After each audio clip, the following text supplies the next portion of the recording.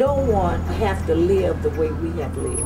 Y es triste ver a la gente no viviendo en esas condiciones cuando supuestamente estamos en el país más rico del mundo. The time has come for a movement that's about the city, but is also bigger than the city, because this is bigger than the city. This is a global crisis. People have been thrust into poverty who never was in poverty before. It's on the forefront, what everybody's going through nationwide. We're all different, but we're all fighting for like to end poverty on different levels in different ways. Media Mobilizing Project TV. Stay strong and you can win.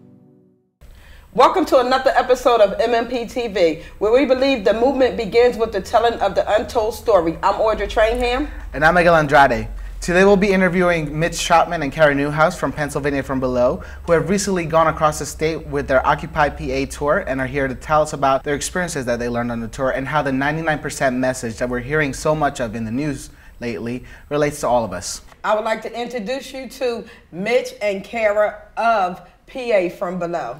Thank you very guys much. And welcome. Yeah, thanks for having us. Would you guys like to start off by telling us a bit about your background? I was born in Lancaster County, in Millersville specifically, and we both live in Harrisburg right now. But I'm originally from Lower Northumberland County out in central Pennsylvania. What is PA from Below? It started in 2009 with a group of people who wanted to know more about what's happening in our state, and well, it was the end of 2009, so then in 2010 we printed a newspaper, and we've been working online since then. We've been covering issues around the fracking in the Marcellus Shale. We've also done stuff around unemployment, and we really made an effort to get out to different parts of the state and meet people and see what's going on out there. And so the occupations, they're just huge. We got to be there. How was your first printed newspaper? How did that turn out? It turned out really well. We distributed 15,000 copies, and most of those went to rural areas of the state. And because it was really heavy on the Marcellus Shale stuff at a time when organizations weren't so linked together, it became the outreach material for a lot of groups. So, you know, we were all lucky to be able to benefit each other. What are some of the reasons that you guys, decided to go on the tour, which I think you were touching on a little bit just there? The idea of we are the 99%, we are affected by this growing inequality and we don't have decision-making power in what's in the economy and politics that are affecting us is intimately related to poor and working people. So, and the fact that message is reaching a lot of people now is kind of unprecedented. So we wanted to go and find out how people are talking about it and what they're doing. We started on the crazy snow day in October.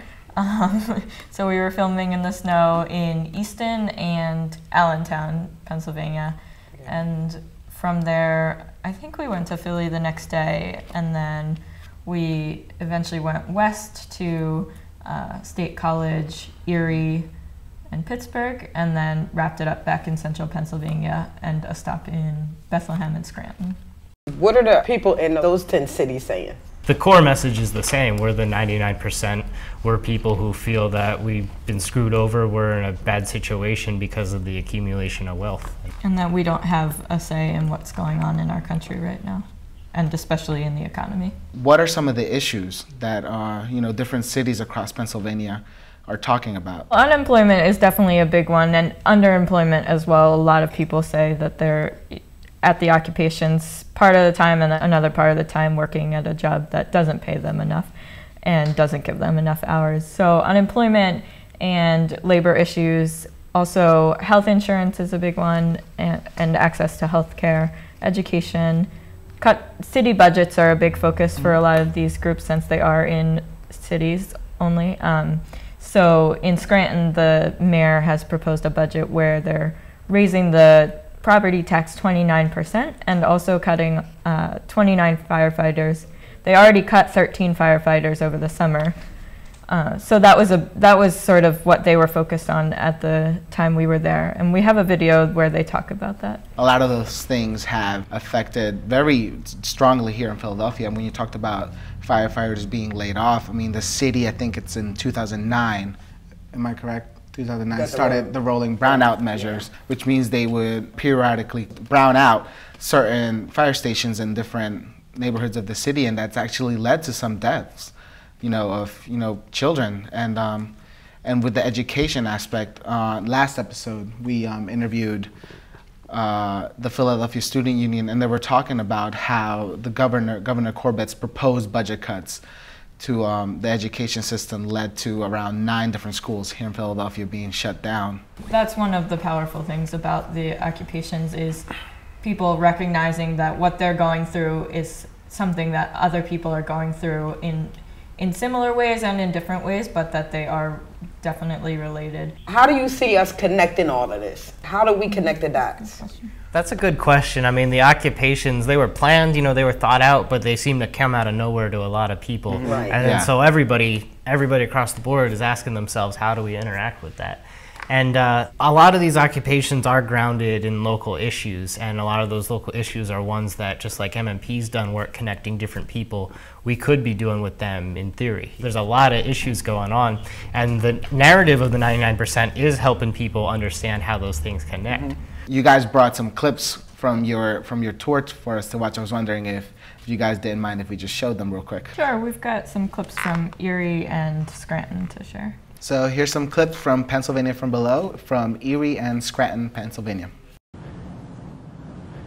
My name is Bob Hall. I'm from Scranton, Pennsylvania. And there's a lot of people around the country with the same problem, and something finally came along where people are saying out loud, well, this isn't good enough for us. Minimum wage isn't going to do it. We can barely make it as it is, and it's only getting harder. And I thought if there was ever an opportunity to say that in front of an audience where people might listen, this is it. So I thought I would put it. Now still, I'm working myself crazy just because no matter what, I have a responsibility to pull my own weight through life. No matter what. It's not about pointing the finger or wanting handouts or whatever, but I see how difficult it is for me now, and there's millions in the same predicament I'm in. Right now I'm a warehouse worker through temp agencies, which is very, very lucrative. I know how hard I work every day. I know the effort I put into it, and I know how exhausted I feel when I get home. And it's unfortunate that that much effort and that much hard work doesn't even pay the bills anymore. My situation right now is I guess you could consider myself unemployed, or just mostly grossly underemployed, because going through the hassle of working for temporary agencies, it often depends on if they have enough work for you. And situations like that, it's impossible to keep a roof over your head, to pay the bills, and so on and so forth. One of my most recent unfortunate situations is that I used to be a local taxi driver. However, at one point I had a seizure, thank God, not while I was behind the wheel, but I was taken to the ER, and of course by state law your license is then suspended for 6 months, and you have to go see a neurologist to get a bunch of tests done, to see if this is going to be a continuing problem or not. However, I'm well past the 6 months. This happened about 4 years ago. I can't afford to go see a neurologist. I can't get state assistance because at various points I've applied, I was making too much money. And frankly, a neurologist does not want to hear, bill me later. And I also think that it's very important to see voices raised in smaller towns in America, smaller cities. Even if the population of a town is 100 people, you still have a voice. Gary Montroy, and I'm from Erie, here in Erie, Pennsylvania. The 99% represents what I've been fighting for the past 38 years. I'm a union member, and I've been a union steward, all different. When I finally retired, I was a union president. So everything in their declaration that we adopted, the same as New York City's Wall Street, is what we have been fighting for as a union over the last 38 years. So I see the movement as unionizing America, more or less. In the old days, we used to have the power of striking and holding back our labor, which is the only thing that a working man has is his labor. He has no laws that help him anymore. And that's the only thing that people can do at this time is come together And when you're together, you have more strength. Welcome back. I see Gary from Erie talking about, you know, how he's this union member. But what I see on a national level is how hard unions are fighting just to keep what they have. Mm-hmm. You know, he talked about his son not being able to find a job. And I see for how high the unemployment is. And for every one job, there's 4 applicants for that one job. Mm-hmm. How do you guys see the occupying and labor? How do you see them two? It's interesting, they're coming together in some ways and they're not in others. Like unions, they know their back's against the wall and they got to be out there fighting like this. And in Erie, in Scranton, in Pittsburgh, we saw them coming together. There's a lot of union members who are also Occupy members. The unions have a lot of experience, you know, especially in organizing, that I think the Occupy needs to plug in with. And we've seen marches, especially in New York City. They've done lots of marches with labor. But I think it's important to think about solidarity as something deeper than that, and where you're actually like figuring out how to build and figuring out how to move together. What are you guys learning? Like, what are you seeing on your tour, with your occupying tour?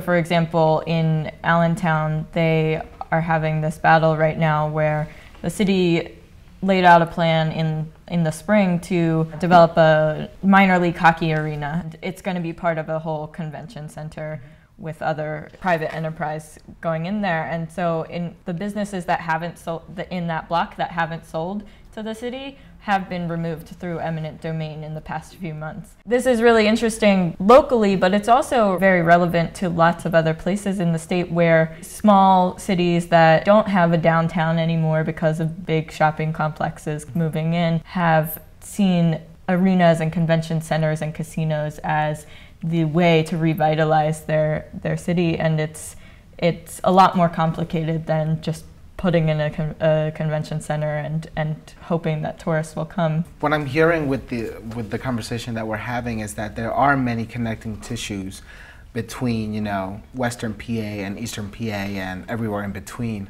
I was wondering, have you heard people at the different occupies bring some of these up? Or is it something that's internalized? Or do people know that, you know, different things are affecting everybody at the same time? Or is it more, or are they focused a little bit more on the local struggles? Everybody's working on the same thing that Occupy Wall Street's working on, you know, going after the 1% and putting it out there. Part of the beauty of the Occupy stuff is that nobody feels alone while they're doing it. Right. So yeah, I think there's an understanding there, even if like the Occupies in Pennsylvania, they're not really communicating too much yet. Maybe in the clusters they are, but there's definitely a desire to be communicating more. I did an interview recently with Catania Mosley, who is a member of Occupy Philadelphia, and you know, throughout the interview, she really expressed an interest in finding out what's happening. Actually, in fact, why don't we just show that clip? Here's Catania Mosley from Occupy Philadelphia. In September, I was still working as a caseworker for the Department of Public Welfare, and I just saw so much about how what we do to address the problem really feeds the problem. And I really thought about this system like my job depended on people suffering. It wore me down quite a bit, stressed me out, and so I took a leave of absence. I really thought that we could do this in a very evolved way. I thought that we could make local changes just out of human conscience. That's what I thought. And then when I experienced the lies of our local government and how I think that what we're trying to do is about truth. It's not perfect the way that we're doing it, but I think that they use rhetoric in a way that begins to feel really violent. So I believed Nutter when he said that he was cooperating with us. I had faith in him when he kept all of, you know, the city officials at bay. And then when the smear campaign began to try to bring down the movement, I was pissed at first. I was pissed and saddened because I got that this is a really sophisticated machine and this is the way the politics machine functions.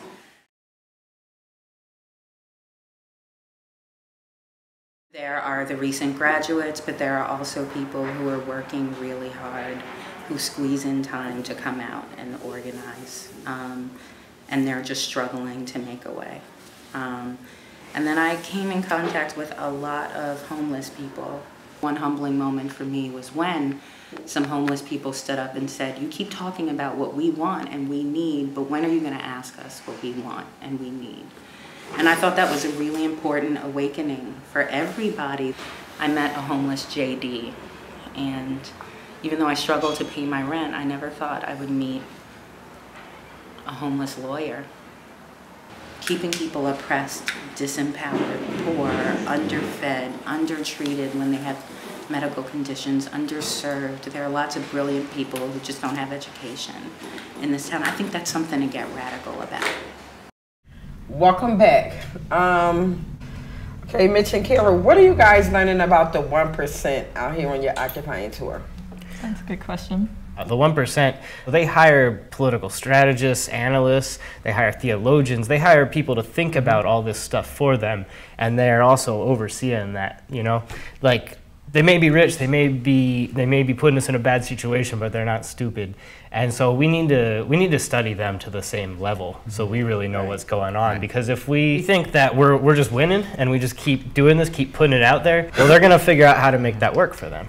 So. Yeah, I think Catania was very clearly saying that the amount of sophistication that comes into the rhetoric that the city in Philadelphia has been using against the Occupy movement, it's on such a high level. When they get evicted, these different occupations get evicted, it's clearly timed for different cities, but they're also clearly not just pushing them all out at once, because they want to figure out a way not to just create more dissent, but how to benefit. And I think as election season rolls through, you're going to see a lot of campaign videos shot in front of the occupation.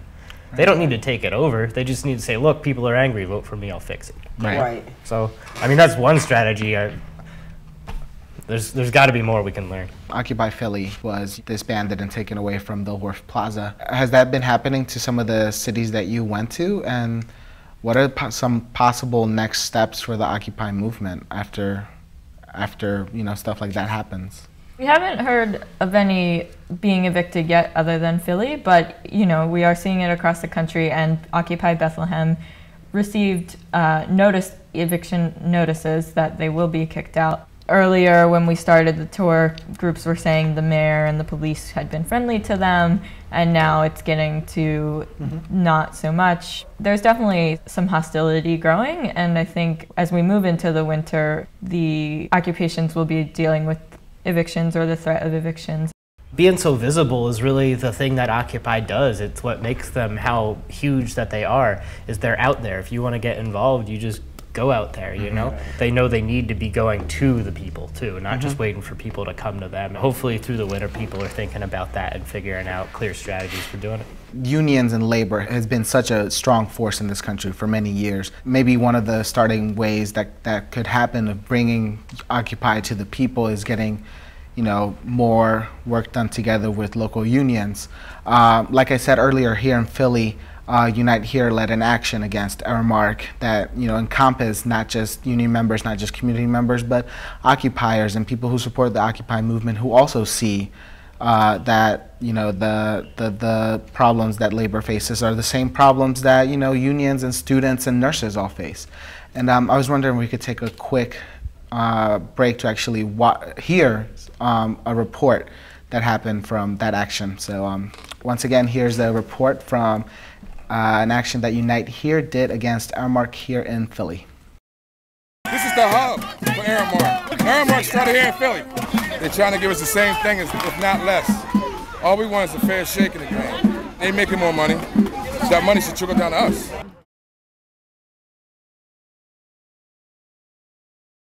I'm one of the cooks down here at the ballpark, and we're fighting for a better contract. I'm in the suite department. I am a suite attendant. I've been here 7 years, and I try and make every fan's experience a memorable one. If I can't do that, I shouldn't be working here. When that person leaves, they are never going to forget their night at the Phillies. Aramark is making tons and tons of money. We haven't gotten a raise, I don't think, in 7 years. They are not fair to workers. I mean, this is my livelihood. This is a lot of people's livelihood. Not asking for a lot at all. You know, they're still trying to treat us the same way, like numbers. When we're people, we're families. You shouldn't have to go to a free clinic to go see a doctor. That's why we're fighting for this. That's why we're going for this. You know, and I think we deserve it. Welcome back. I know from history, when people come together, things get better. People are working much harder for less money. For so many years, they've been taking, and I know like people are fed up. When you guys are out there, do you see like really angry people? Sometimes it can be hard to just walk up to an Occupy sometimes because the first person we meet, they just want to tell us how angry they are, you know? So, yeah. But it's taken a lot of meeting people. But yeah, people are pissed. It was Malcolm X that said, when people are sad, they cry about their situations, but when they become angry is when change comes about. Too. Yeah. Yeah, and I think, you know, just to bring in another historical figure to quote, you know, everything that's been happening across the country really reminds me of a quote that Dr. Martin Luther King said that, you know, injustice anywhere is a threat to justice everywhere. And I think that really embodies what the Occupy movement itself has been working towards, that it's not just about each particular city, it's not about a particular state, that it's not about a particular fight, but that it's about the 99%. And going up against what we all see as a grave injustice that's been happening throughout the country. On that note, I was thinking we could show you guys some footage of a forum that we held here in Philly with different members of the community. We had taxi workers, students, and nurses, and union members coming together to the table to talk about, you know, the next steps in this fight and what people should be doing together. And I think that people will be really interested in hearing about that. So. Here it is. We went down to Wall Street and I took back what they stole from me. I took back my dignity. I took back my humanity. And now he's under my feet. Where? Under my feet. Under my feet.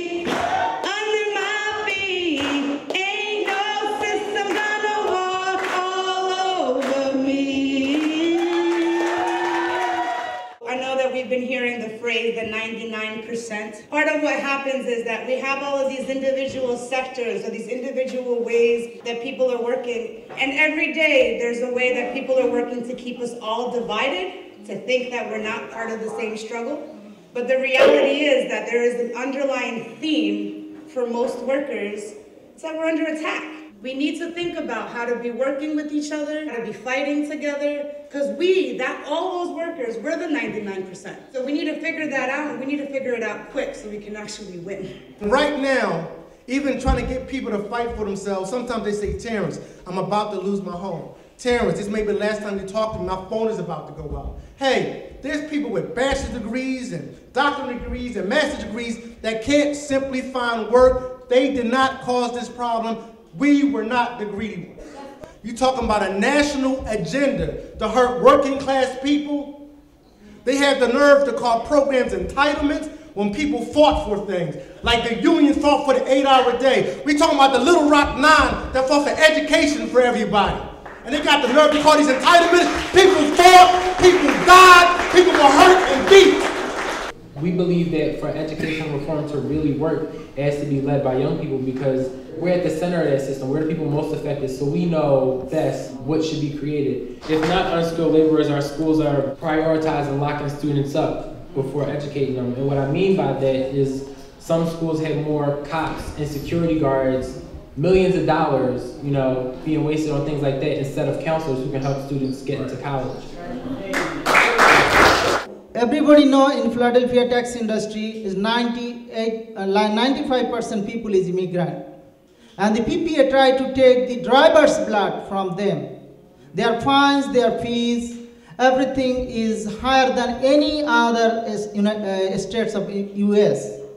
So still we are trying to fight for that, to have our compensation. The citizens of Philadelphia now know who the Taxi Workers Alliance is and how we struggle for our day-to-day living. Our strike was about patience, staffing ratios, safety, issues like that were what we had on the table. I would like to see any one of these administrators stand on their feet for 12 hours taking care of sick people. That's what I would like to see. They're sitting in their offices making their hundreds and hundreds of thousands of dollars and wanting us to take cuts. Almost all the time we're misrepresented. We were on strike and we were fighting for certain things. You know, we were fighting for our wages and our benefits, but we were fighting for, like Susan was saying, you know, patient safety. There were so many more things that we were fighting for our community members and our parents and our kids. And they really tried to make us look greedy, which to me is ridiculous because probably like so many of you in here, I don't know how they can call us greedy when I make money, but I barely make enough money to pay my bills and get back to work on payday. And hearing the story about the brownouts, and hearing the story about the foreclosures, and of course all the stuff that's going on with the public school system. And I'm just saying, I think something like this is really important, that we got to start finding ways of communicating the real stories amongst each other so that we can understand. You can't come up to against this big system that is exploiting everyone and come just by yourself.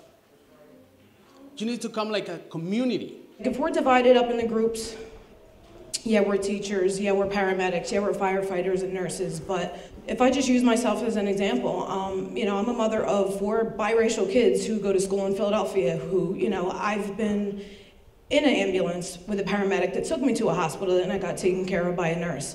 I mean, I'm a living example, and so are all of you, so I don't understand how they can really divide us. Que recordemos siempre que el único lugar que conocemos es esta tierra. Y esta tierra posee muchísima riqueza suficiente para que nadie pase hambre. We have the responsibility to tell the stories that need to be told. The stories that is the real story. The stories that can create the change. The stories that can give courage to people to create a change.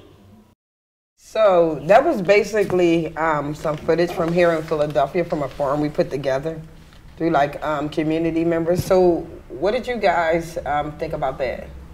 That's awesome. That's what we need. Right. It needs to be together, you know? Right. Yeah, I think that people in the Occupy movement can learn a lot from the way that the Media Mobilizing Project has brought together working people, poor and working people, through the leadership of poor people to continue this fight and really build it in a strong and thoughtful way. And I think the Occupy movement, or just Occupy in whatever city, if they want to, they can be this. They can do this and make this happen if that's what they decide to do. So, can you guys tell us how to keep in touch with PA from Below? Yeah. Sure. And what are some of your next steps? We definitely are trying to keep in touch with the network that we've found through that, and also get them in touch with each other to be supporting each other.